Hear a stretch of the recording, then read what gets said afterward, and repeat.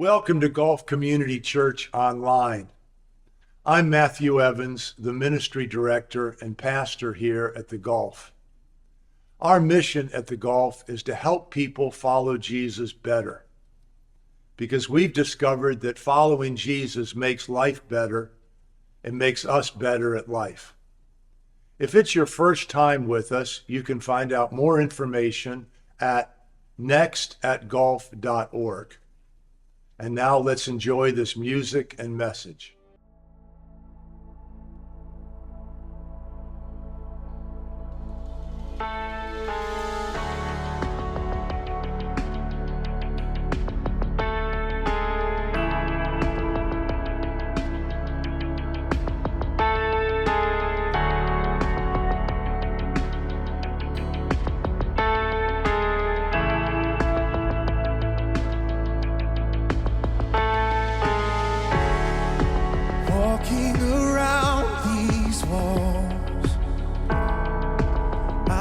By now they'd fall,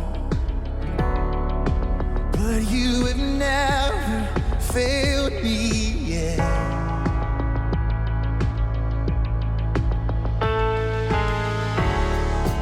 Waiting for change to come, knowing the battle's won, but you have never failed me.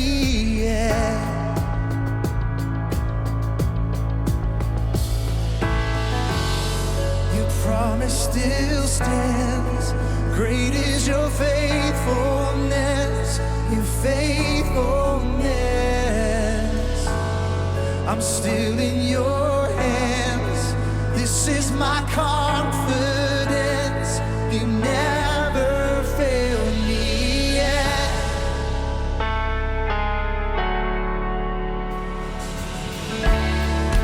I know the night won't last. Your word will come to pass. My heart will sing your praise again and again and again. Jesus, you're still enough. Keep me within your love. My heart will sing your praise again. Yeah.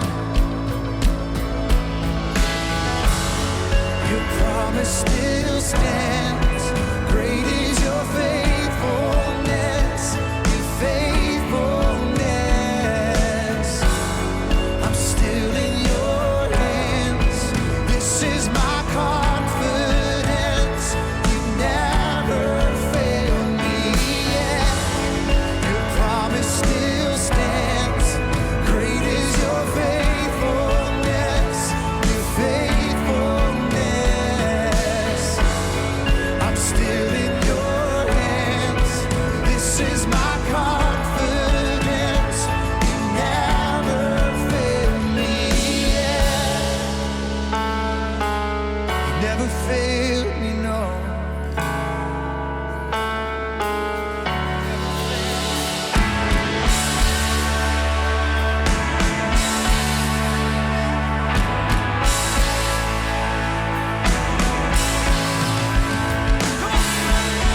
I seen you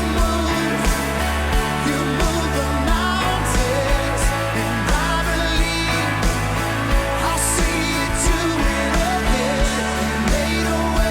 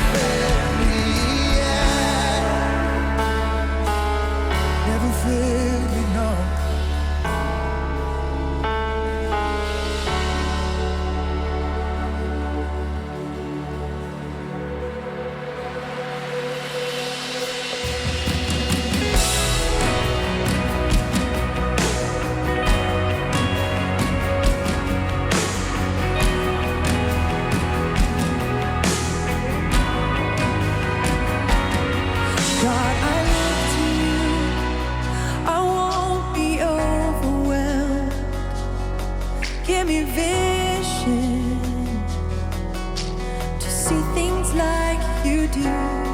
God, I look to you, and you're where my help comes from. Give me wisdom, you know just what to do. Yeah. Give me sweet peace in your trust.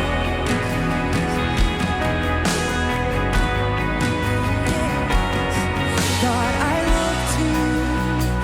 I won't be overwhelmed. Give me vision to see things like you do. God, I look to you, 'cause you're where my help comes from. Give me wisdom, you know just what to do, and I will love you, Lord, my strength, and I will love you, Lord, my shield, and I will love you, Lord, my rock, forever all my days. I will love you, God. Yes, I will. I will love you, Jesus. Get aside, God. God, I look to you, and I won't be overwhelmed. Give me vision to see things like you do. God, I look to you. Yes, you're where my help comes from. Give me wisdom, you know just what to do, and I will love you, Lord, my strength, and I will love you, Lord, my shield, and I will love you, Lord, my rock, forever all my days. I will love you, God, yes, and I will love you, Lord, my strength. Yes, I will, and I will love you, Lord, my shield, and I will love you, Lord, my rock, forever all my days. I will love you, God. Oh, and hallelujah, our God reigns. Yes, He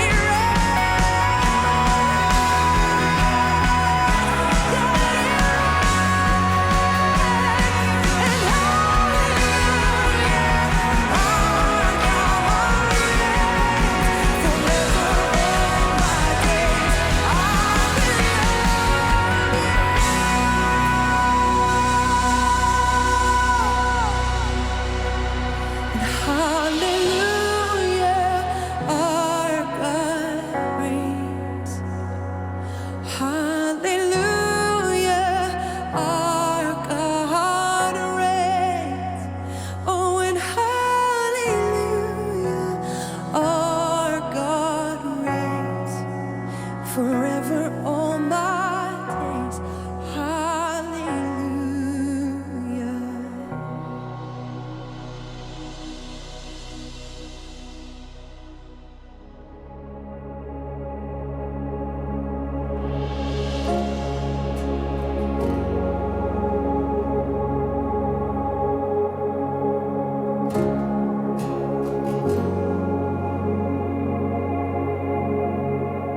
When the pieces seem to shatter together off the floor,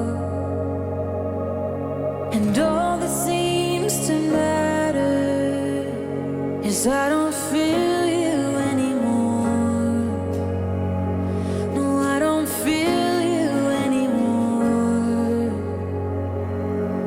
Oh, I need a reason to sing. I need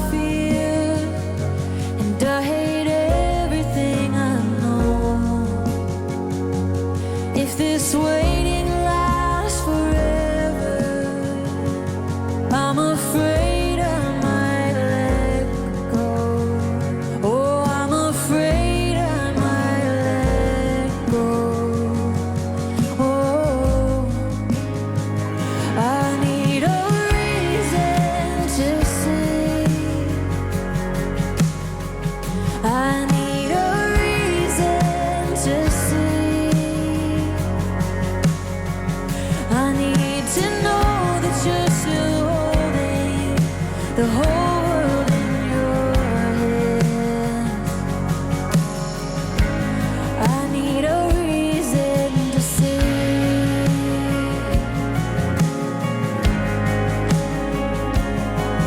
Yeah.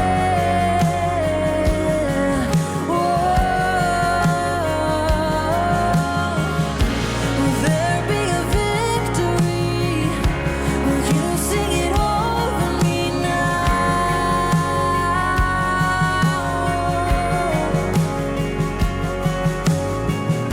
Your peace is a melody. Will you sing it over me now? Will there be a victory? Will you sing it over me now?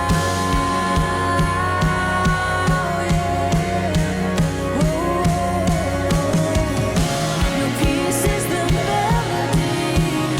Will you sing it over me now?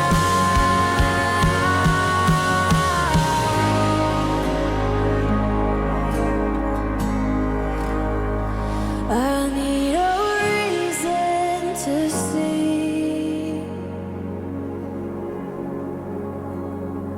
I need a reason to sing.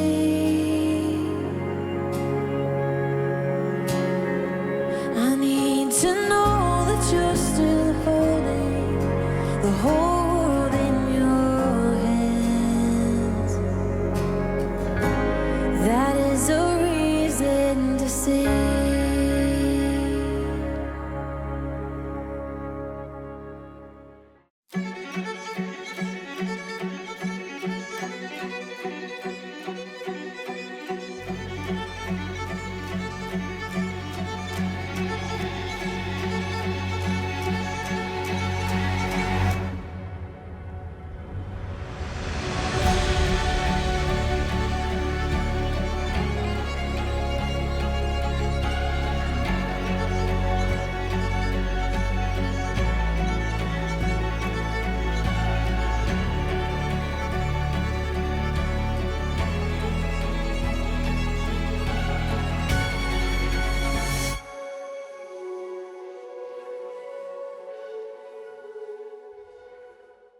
Well, I want to welcome all of our Atlanta area churches, as well as all of our network of churches around the country, across the world. It's really a humbling thing to be able to join with such an amazing group of people week after week. I hope your morning has gotten off to a great start already.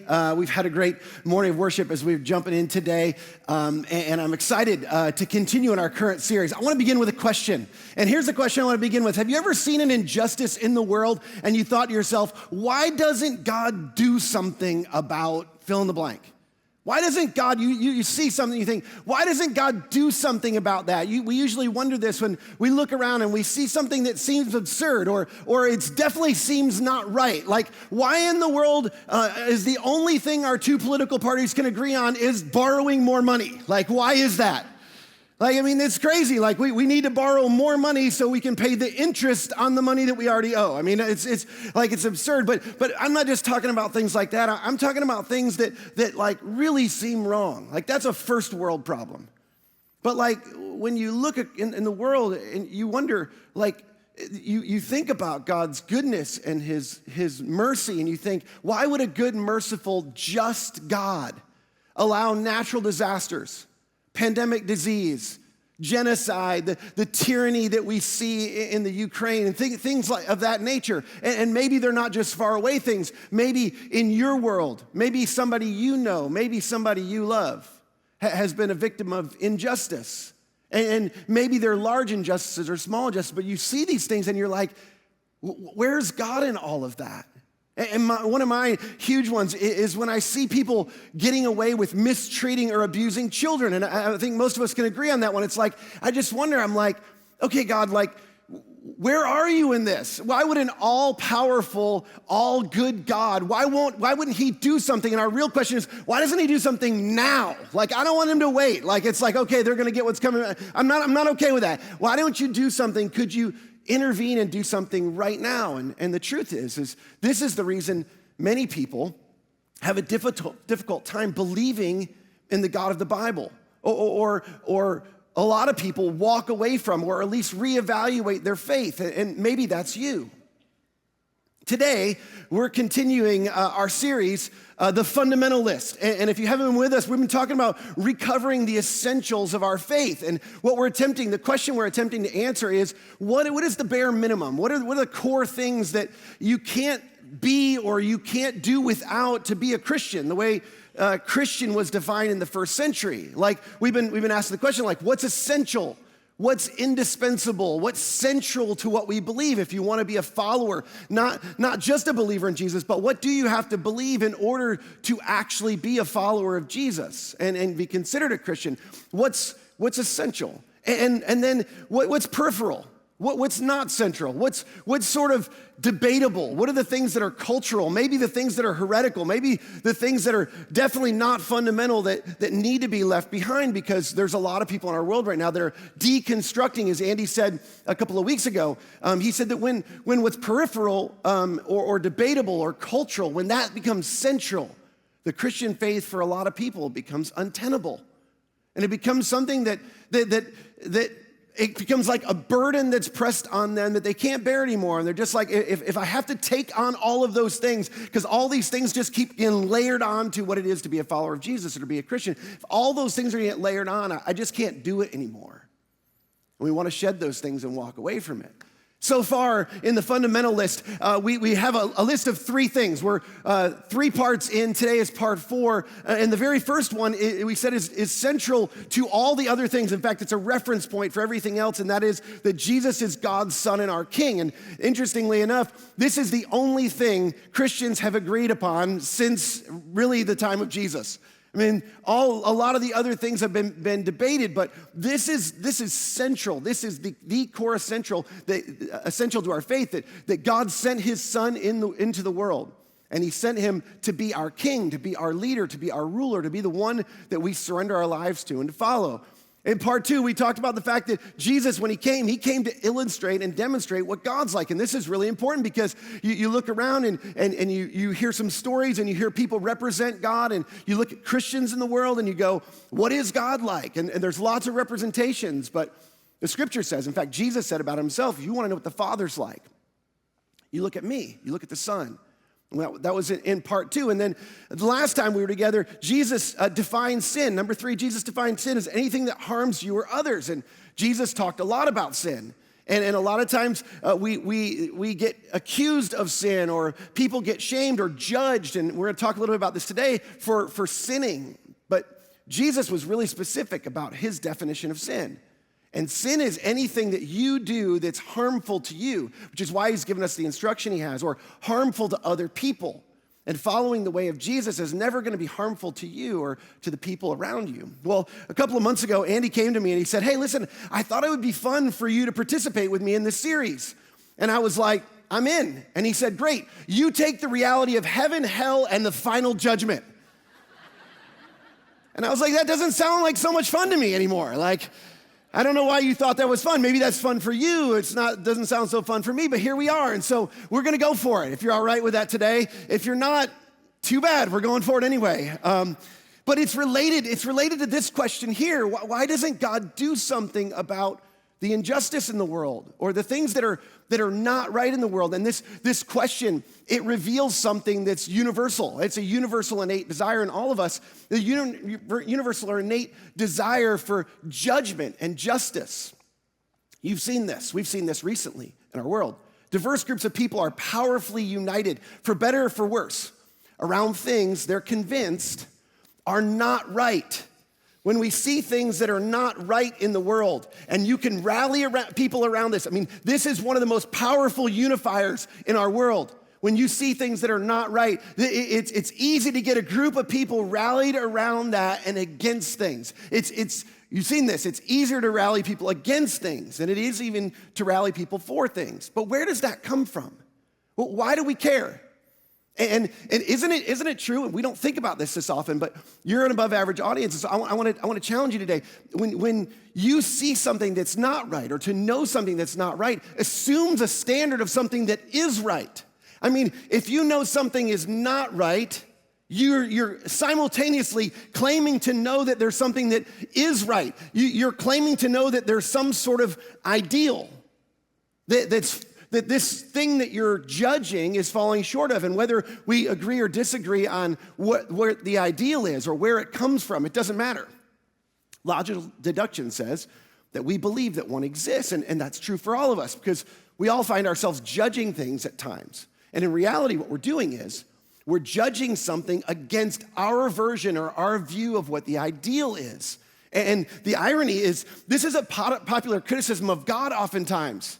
Jesus came to illustrate, as we said, and to demonstrate what God is like. And sometimes we look at the stories of the Old Testament, and it seems like what Jesus illustrates or demonstrates, it's at odds with what we see in the Old Testament, the God of the Old Testament.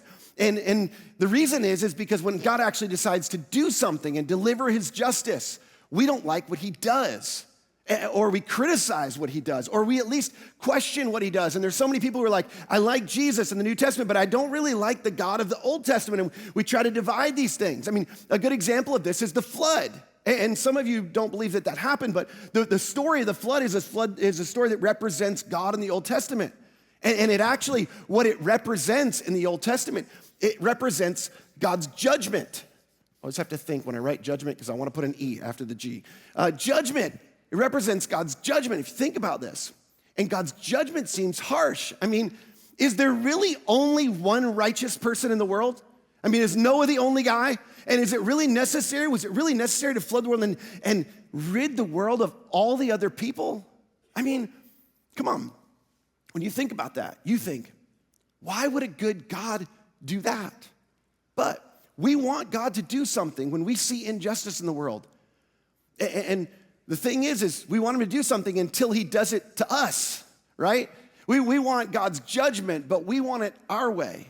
And we want it against other people. We don't necessarily want it against us. Now, here's the amazing thing. The third story in the collection of stories in our Bible, at the very beginning of the scriptures, the third story at the beginning of our scriptures is about this very thing. And it's the exact tension that exists when things are not right or things are not as they ought to be in the world. And so if you have a Bible, I want to jump into that story. If you don't have a Bible, I've said this a lot of times, we'd love for you to have one. Wherever you are, if you don't have a Bible, you can't afford one, we would love to give you one. We'd love to get you one. But I think the scriptures are so incredible that it's worth opening up for yourself. If you have a smartphone, the Bible app is free. And if you have one and you want to follow along, I'd love for you to do that. We will put the words up here on the screen. So really quick, context. Genesis chapter 1 and chapter 2, two accounts of creation. One is more poetic. The other gives more details of the creation story. Genesis chapter 3 is the famous story of the eating of the fruit. The serpent tempts Adam and Eve and the ideal, if you will. This is sort of the ideal in the beginning. The ideal is lost. The fall of man happens as it's described. And Adam and Eve have to leave the garden, which is this idyllic place that God had created for them.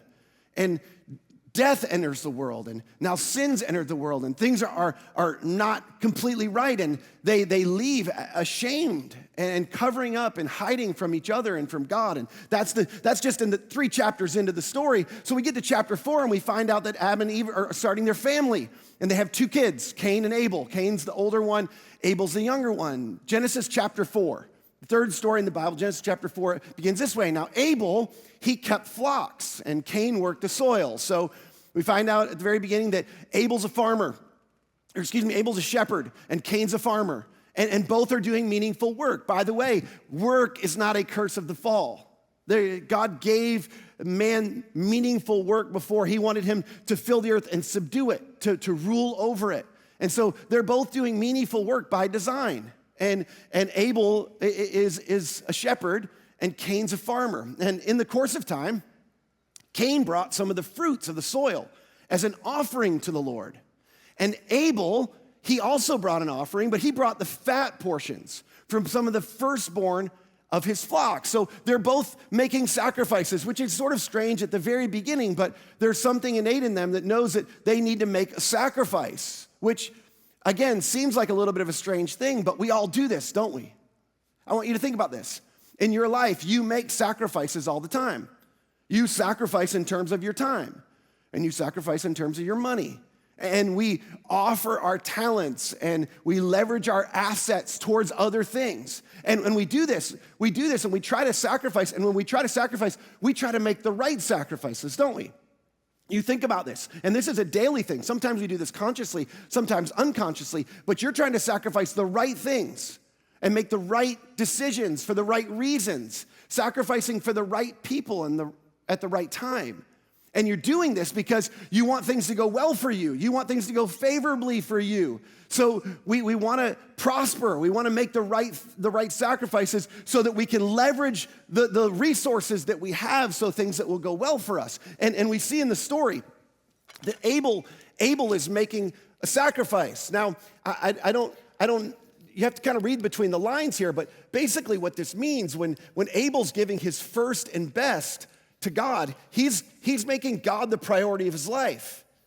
It says that he brought the fat portions and he brought the firstborn of his flock.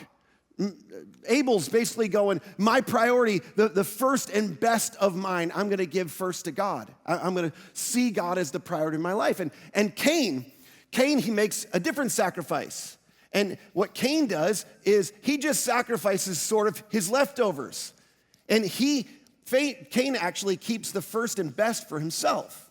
And in many ways, it's sort of the same sin as in the beginning of creation. He sort of decides, no, I'm most important. This stuff that I have, it's for me first, not for God or for others first. And so this is how Cain and Abel decide to make their sacrifices. So the story goes on, and the Lord looked with favor on Abel and his offering. Of course he did. But on Cain and his offering, he did not look with favor. So here it is. This is it. God. Maybe for you, if you're new to faith or new to being a Jesus follower, I want you to think about this as the ideal. If you're not ready to embrace the story in its totality and who God is, in the story it's God, but the ideal is judging their sacrifices. And according to God's judgment, the judgment that God makes is that Abel's sacrifice is favorable. Abel puts himself in a position where he can be favored by God, and Cain's sacrifice is unfavorable, which, just side note, and a little bit of a nerdy preacher thing, is I always used to get these guys mixed up, Cain and Abel, but you'll never get them mixed up again because Abel had the favor of God. That's why he was favorable. I got a little bit of applause on that one. He's favorable. So Abel, things are going to go well for Abel. He's got God's blessing, and his sacrifices are favorable. And even if you're not a Christian, you still believe that some sacrifices are more favorable than other sacrifices. You make some sacrifices that are unfavorable, and you sacrifice the wrong things, and things don't go well for you. And other times you sacrifice the right things, and they go well for you. So obviously, Cain, he doesn't like this. Cain gets very angry and his face is downcast, which is precisely what happens when you get judged, isn't it? When we feel judged, oftentimes we feel shame and we feel embarrassment when somebody calls us out. But that's vulnerable, and we don't want to seem vulnerable, especially when we're being judged, because that feels weak. And so with the corresponding emotion that's unvulnerable is anger. And so that shame or embarrassment, it often presents itself as resentment. And so this is what's happening with Cain is he's angry and his face is downcast and he doesn't want to look up towards God. He doesn't want to relate to God and the Lord. He comes to Cain and he said, "Why are you angry? And why is your face downcast?" Which, again, this is a strange thing. This isn't normal, but he's angry and he's downcast because he's being judged. That's exactly what happens when we're judged. And so Cain, he feels angry and he feels downcast, and God comes to him and he says, "Look, if you do what is right, will you not be accepted? And if you do not do what is right, sin is crouching at your door." He involves this idea of sin. if you do what's right, your sacrifice will be accepted, things will go well for you. But if you do not do what is right, sin's crouching at your door, and it desires to have you, but you must rule over it. It's sort of like, this is what God's response is. It's like, okay, Cain, duh. What'd you think was gonna happen? If you make the right sacrifices, and we know this, things typically go fairly well as they can go in a broken and difficult world, but things go typically well. But if not, if you don't make the right sacrifices, if you don't live in the right way, like you invite the consequences to your doorstep is what he's saying. Like sin comes crouching at your doorstep, and here's the thing, these things will catch up with you eventually. They're at your doorstep, and you've invited them there because of the choices that you've made. Now, this is so important. There's sort of a subplot within the story. Cain's not just angry with God, and his face is not just downcast because of God. The sacrifice of his younger brother is judging him. The way his younger brother is living, the way Abel is living, is a tangible representation of the ideal way you should live, and the choices that you should make, and the decisions and the right sacrifices. And whether you believe these are two real people and this story happened or not, it doesn't even matter, because the story is exactly right. I believe the story because Jesus affirms it, but the human experience confirms it. Think about this. When your wife raves about how wonderful her friend's husband is, and he is, by the way, or when your kids talk about how great their friends' parents are, and they are, or when your boss highlights how competent your coworker is, and they are, you feel simultaneously, it says how insufficient, incompetent, or lame you are. And you may be, by the way, but this is how you feel, right? Isn't it? This is how you feel. Either way, we feel judged. And it doesn't feel good. And there's two options. The first option is we can be inspired by that. We can be inspired by the comparison that we sometimes think is unfair and it's something that shouldn't be made. But we can either be mad about that and be angry about that and feel judged about that, or we can decide to be inspired and reach towards the ideal and stretch the best we can, or we can do what Cain does. Now, Cain said to his brother Abel, he said, let's go out in the field. And while they were out in the field, Cain attacked his brother Abel, and he killed him. See, you can either stretch towards the ideal, or you can try and rid it from your life. And the Lord said to Cain, he said, where's your brother Abel? And Cain says, I don't know. He replied, am I my brother's keeper? And some of you didn't even know that came from the Bible. Am I my brother's keeper? Which is a phrase that's lived on into the world. It's sort of this, this isn't my responsibility. And the Lord asks this question. He says, what have you done? What have you done? Which this is a really important question. It's a question that's relevant for you and for me. And so what has he done? Literally, he's killed his brother, but functionally, instead of choosing to make a more favorable sacrifice, which was an option for Cain, by the way. It's not like he's completely out of favor with God forever. It's like you can change, you can course correct, you can begin to make the right sacrifices, favorable sacrifices. But Cain decides not to do that. Instead of doing that, he attacks and he eliminates the thing that represents the ideal that's judging him. And he destroys the judge because he resents it. We do this too. Maybe not murder, but when we see someone or are compared to someone who's a more ideal whatever it is than we are, we do our very best to discredit or to eliminate the judge. It's like, oh, wow, Tina's husband, yeah, he's thoughtful. He's a really amazing guy. Too bad he's ugly.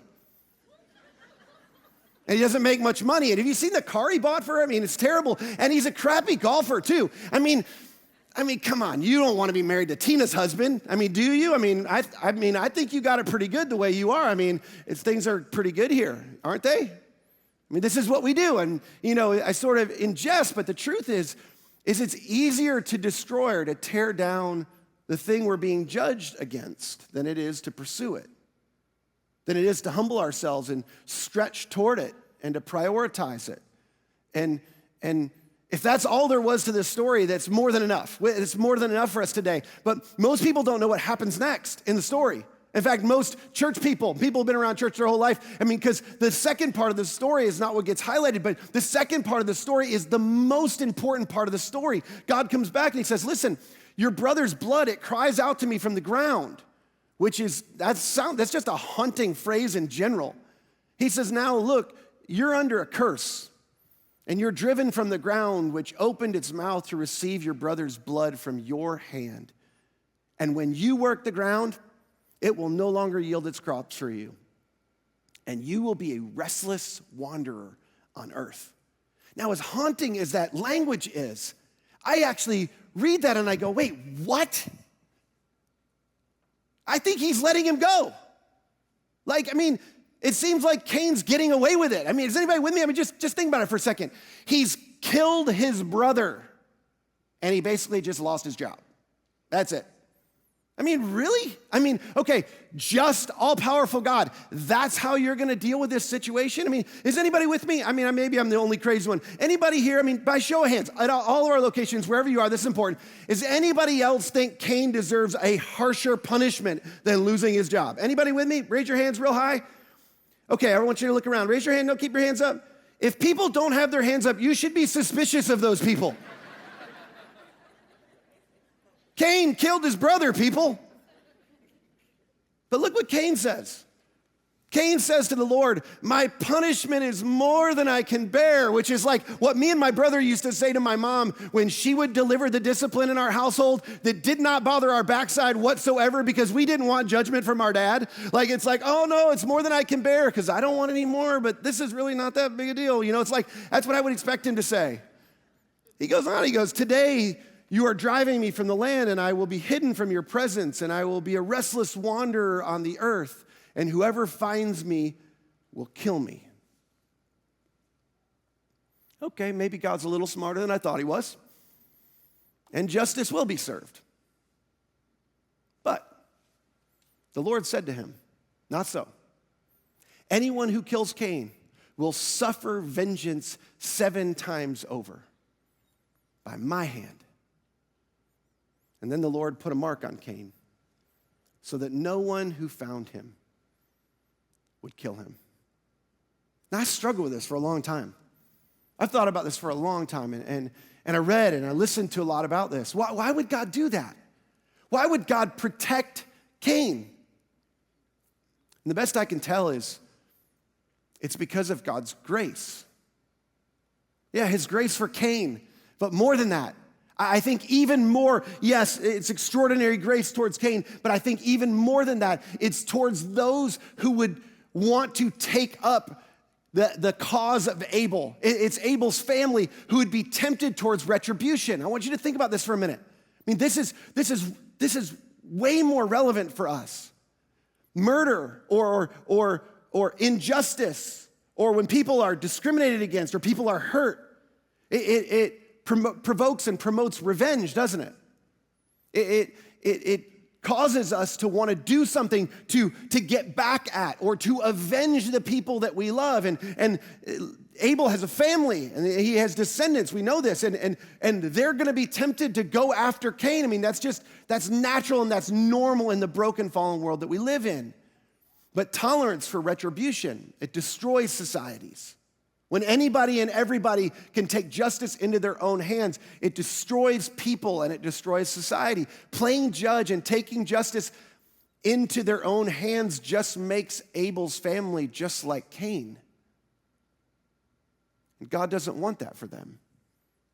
See, the role of a just judge is too much for any one of us to bear. That's why in our societies we have juries. And even in that, if you ask people who've been on a jury, if they've been in a really difficult trial or a murder trial or something where you're to determine somebody's future and the justice for somebody else, and you're not sure what the answers are. If you ever talk to somebody in those situations, you wrestle and you struggle and you lose sleep and you can't eat. These are difficult things. It's because we weren't designed for that. You weren't designed to be a just and a final judge of anything. And we're not good at it anyway, right? How many times have you prejudged or misjudged somebody or something unjustly? I mean, just last week, my two boys, we have bigs and littles. We have teenagers and we have two little guys, our 9 and 7-year-old. And the 9 and 7-year-old come running in the room, and I heard them fighting in the other room. They come running in. The 7-year-old's crying. The 9-year-old's running behind him to make sure he tells the right story. And the 7-year-old comes in, the provoker, I'll call him. He comes running in, and I've seen this 1,000 times before. I know exactly what's happening. So before he even starts, I just jump in and I go, tell me, what did you do to your brother? I know you did something, and I just go off and I let him have it. And my 9-year-old goes, no, that's actually not what happened, Dad. I started it. And I'm like, I am not worthy to be your dad. And so I started apologizing to my 7-year-old. And the truth is we're not good at this. We're quick to judge. We judge incorrectly. We misjudge. So here's the thing. God puts an end to this right away. He despite Cain's appalling crime against his brother, no one's going to seek retribution against Cain or else. Nobody can do that. And then this is the strange part. We don't have time to look into this today, but the strange part of the way that this part of the story ends is Cain, on brand, by the way, he continues sinning, and he decides he's going to continue to act as if he's God, which again is the same sin as in the gardens, the first sin. And if God's going to avenge him 7 times, he's going to avenge his kids 7 times because he's like, this isn't going to end with me. And Abel's kids might take retribution against my kids. And so if somebody touches one of my kids, I'm going to avenge them 7 times. And my grandkids, I'm going to avenge them 77 times. And it spirals. And all the way down the line, generations later, comes Tubal-Cain, which is a descendant of Cain. And he's credited with creating weapons of war. And things are out of control and destructive in this lineage of this family. And the next story in the scriptures. Anybody know the next story in the scriptures? People get nervous when I kind of like give Bible quizzes in church, but it's not a bad thing. We used to do that all the time in church. Like the preacher would wait for the answer. Like I'm kind of stalling right now, but I'm giving you a really big clue right here. Like, anybody know the next story that happens in the scriptures? Nobody. The flood. And it's by no coincidence, by the way. Think about this. This is mind-blowing to me. This is an archetype for everything that happens after the fall. Do you know this? Like, this in the first few chapters of the Bible, the ideal is created in the garden. The ideal is created. You remember this part. The tree in the garden, there's the ideal world that Adam and Eve are in. And then they sin against God. And they're cast out of the garden, and the ideal is lost. And things are not right in the world. Things are not going well in the world. And there's 2 paths. There's 2 options for how you can live. It's not like there's only one way to live. There's 2 sort of separated paths for how you can live life. And you can either choose to live and make the right sacrifices and live one way that's favorable, or you can choose to live another way, and it's not favorable, and it's not going to go well for you. And in the end, there is judgment for this. I mean, this is just the first few chapters. Just really quick, and this is a side note. I try to make a case as much as I can. This thing is brilliant. Do you know what we hold in our hands? From a sociological and psychological perspective, the story, this book, just the first few chapters, is inconceivably brilliant, and we take it for granted. In just the first few chapters, you don't even have to read far. You find the meta-narrative for all of human history. How to live, how not to live. We said in week 1, Jesus came to show us that. He shows up as a rabbi. He says, follow me. I'm going to show you how to live. And we said in week 1 of the fundamentalists that Jesus is God's son and he's our king and he's the ruler and he's going to have the final judgment. He's God's final king and he gets the final say. In fact, he tells us in John chapter 5, he says, the Father judges no one, but he's given all judgment to the Son. And when we think of final judgment, I mean, this is fun to talk about. It kind of makes people nervous. But when we think of final judgment, what everybody wants to hear about is, hey, what's going to happen in the end? Like, how are people going to be judged? And who's going to actually get to show up and go to the pearly gates? And who isn't? And when is that going to happen? And how is that going to happen? And we use big church words like eschatology and rapture and like what's going to happen in the end. And I'm not making fun. Like those are all important things and key things that the Bible talks about. The problem is none of that is actually really clear as to what happens in the end. But preachers like me, oftentimes they use things like, stories in the scripture, and people are like, somebody's like, things are off the rails. Wait till Andy gets back. Like, what are we talking about? But like, we use things like this to like scare people into things, to literally like scare the hell out of people and scare people into other things. And it's like, that's what we want to do. And again, Jesus promises judgment, and the details and the sequence aren't clear. And it is clear that there will be a judgment in the end, and the things of the kingdom of heaven and the things that are from the enemy, the things that are of hell will be separated. But we don't know the details. We don't know when this will happen and how and for how long. And those are all things that are non-essential, that we get fixated on.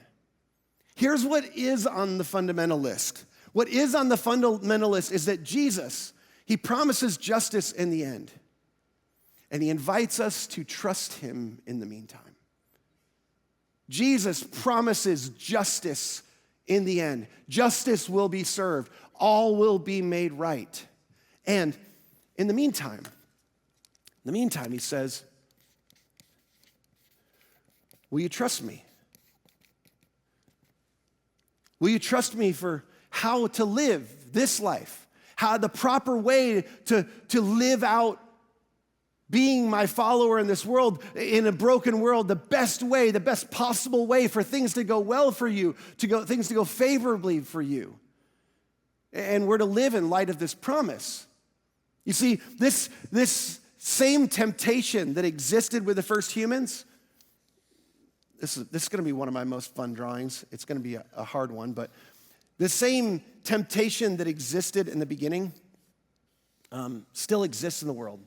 I mean, we think of the stories of the Bible as these old Bible stories, and they're archaic, and I mean, did any of that stuff really happen? And, we saw it on a flannel graph, and now somebody's drawing it on a chalkboard, and that's all a little bit strange. But we hear these stories in the scriptures, and we wonder, like, does that really exist, and does that really matter, and does that really relate to me? But the truth is there's still an enemy. And there's an enemy that's tempting us. And he's tempting us to put ourselves first, to put yourself first in every situation, to not trust Christ in the way he's asked you to live and the way he's encouraged us to live our lives. And he's asking you to trust him. Jesus is asking you to trust him, but there's also an enemy that he's come, and Jesus said he's come to steal and to kill and to destroy. And the truth is when we trust Jesus and we choose to live our lives one way, we actually bring the favor of heaven down into our lives. And you know this. You bring good things. When you follow the way of Jesus, things go well for you, and they go well for people around you. But we also have done this. A lot of us have brought hell up into our lives by making the choices we've had, and by no other fault of anybody but ourselves. And in some cases, you've experienced the fault of other people's decisions, but many of us have experienced bringing hellish things and circumstances up into our own lives and into our relationships because the way we've lived, and you know this, and you've seen it. Some of you have experienced this. That trusting Jesus to be the final judge and bring ultimate justice is choosing to follow his way in the world.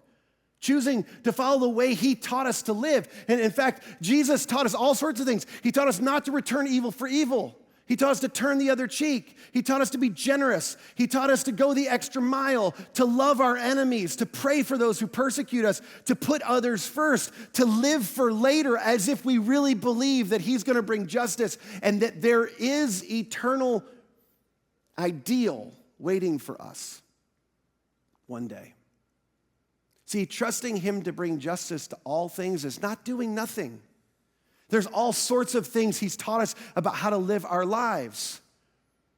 But, as Apostle Paul tells us, we must all stand before Christ to be judged one day. We will each receive whatever we deserve for the good or the evil we have done in this earthly body. This isn't to torture, to torment, or to terrify anybody. It's to encourage us, to provide hope. Nobody gets away with anything. Everyone will give an account. Which at this point, this is where people try to scare people. The truth is as Christians, for eternal salvation, we're going to be judged on the basis of Christ. In fact, that's what we're going to talk about next week in part 5. It's all about that. But the truth is, we will still all give an account for how we've sacrificed and prioritized and followed and chose to trust him in the meantime. Each one of us will give an account.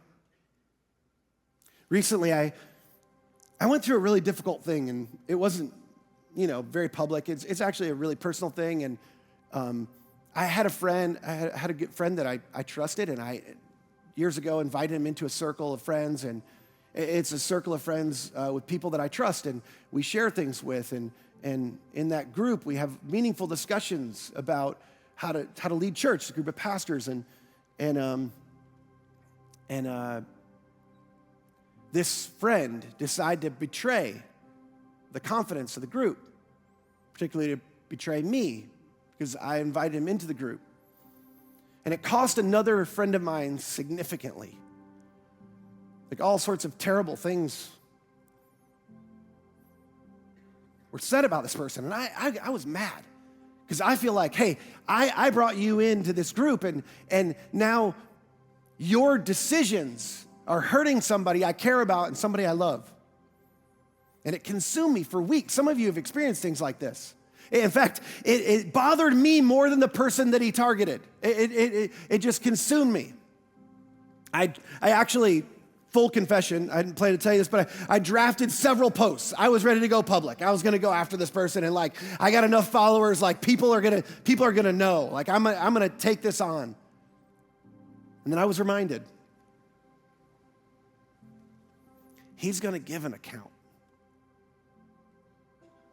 But so will I. And it's not mine to judge. I'm not a just judge. I don't deliver justice rightly. It's important. You don't hear anything else. You will not be rewarded. We will not be rewarded for how well we judge other people. But we've gotten good at it as Christians, haven't we? You're not going to be rewarded for that. Only the one who made the ultimate sacrifice has earned that right.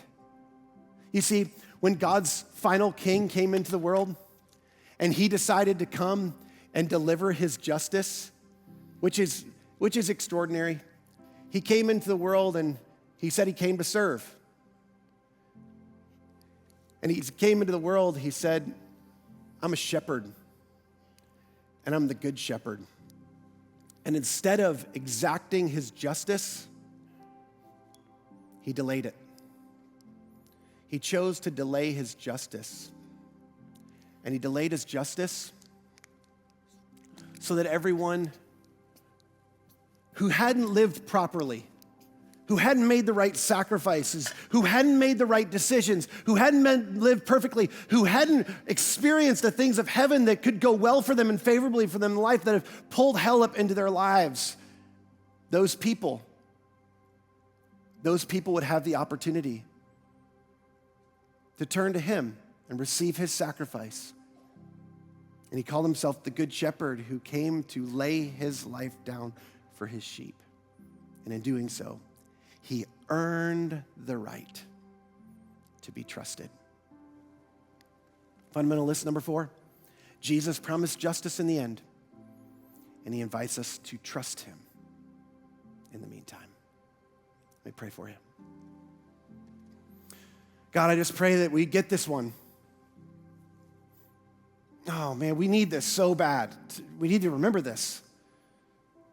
So many people in the world who been pushed away or reevaluating or walking away from their faith because how they've been judged by people who are supposed to represent you. And Jesus, the way that you wanted us to represent you is through our sacrifice, through love, showing itself, expressing itself in the way we sacrifice for other people, the way we put others, people first, the way we prioritize you and your way in our lives. We're grateful that your ultimate final judgment of us is secure with us because you judge us by the sacrifice of Christ. But for those of us who call ourselves Christians, I pray that we would wake up to the fact that we will still give an account of how we live our lives. One day we will stand before a judge. And I pray that that wouldn't cause us to shrink back in fear, but it would motivate and inspire us to stretch to the best of our ability. We won't be perfect, but to stretch the best of our ability towards the ideal. And want to look forward to and live toward that day when you return. And you make every wrong right. And you set everything in its right place. And you separate all the terrible things from the way you design things to be so we could experience life the way it ought to be. Until then, inspire us, motivate us, help us to make the right sacrifices as we follow you. And I pray it in Jesus' name. Amen.